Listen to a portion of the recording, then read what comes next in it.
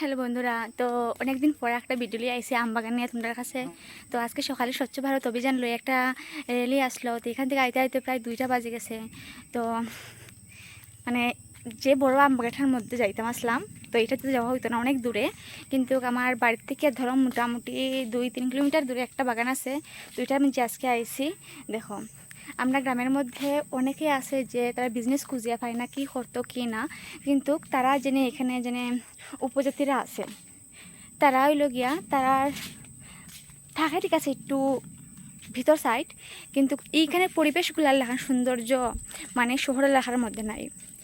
আমরাও জেনে অনেক জায়গার মধ্যে যাই, কিন্তু আমরা জেনে পূর্ব দিকে আমরা প্রায় জঙ্গলেই ধরতাম আগে, কিন্তু এই জায়গাগুলোর মধ্যে এত সৌন্দর্য তারা বাগান করে বলতে আমরা আগে জানতাম না। এই 5-6 মাস থেকে ফিল্ডে যখন কাজ করি তখন আমরা অনেক জায়গায় যাইতে লাগে, তো আমরা এই সম্পর্কে জানি। দেখো, এই বাগানটাও মোটামুটি অনেক বড়।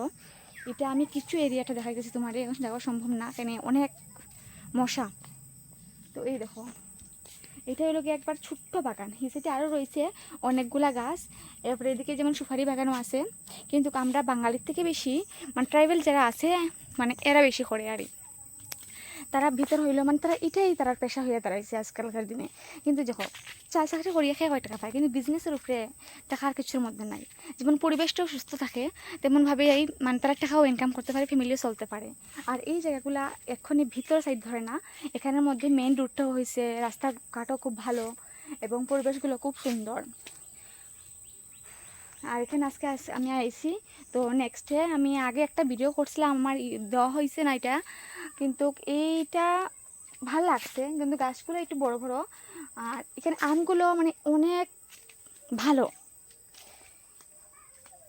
তো আমি যেটা জায়গায় গেছিলাম, এটা এখানে তো মোটামুটি ছোটো, এটা অনেক জায়গা লইয়া।